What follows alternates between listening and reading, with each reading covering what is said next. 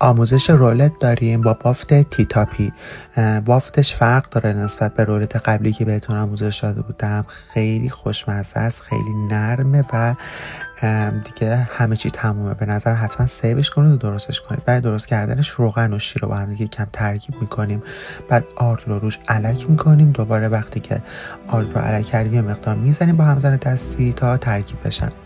در مرحله بعد زردای تخم مرغ رو اضافه میکنیم به همراه وانیل. دوباره با ویسک که همون همزن دستی میزنیم تا یک دست بشه. لازم نیست خیلی هم بزنید تا اینکه دیگه گوله‌های آرد توش باقی نمونده باشه، کاملا صاف و یک دست شده باشه. بعدش سفیدای تخم مرغ رو میزنیم، کمی که کفگر شکر دونه ریز رو بهش کم کم اضافه میکنیم تا جایی که ببینید به این حالت برسیم. نمیخوایم خیلی سفیدمون رو فرم بدیم، در همین حد بس. سفیدمون اگر خیلی سفت بشه توی بافتمون تاثیر داره.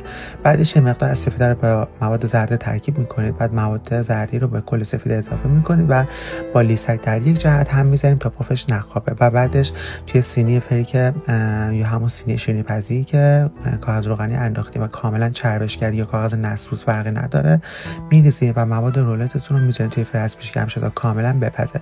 تا وقتی هنوز داغه روش پارچه میندازید، میذارید 10 دقیقه بمونه و بعدش برعکسش میکنید. کاغذ روغنی از زیرش برمیدارین و بعدش با همون پارچه‌ای که روش پهن کرده بودین به این صورت رولش میکنید. میذارین کنار یک ساعت توی یخچال بمونه و بعدش ببینید چقدر عالیه بافتش. و بعدش خامه قرمزی رو فرمش میدین، روی سطح رولتتون پهن میکنید.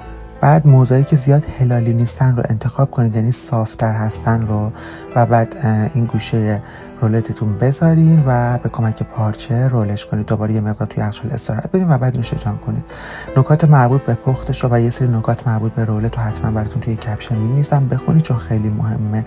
این پست هم حتما لایک کنید و بفرستید برای کسایی که عاشق رولت خونگی هستن.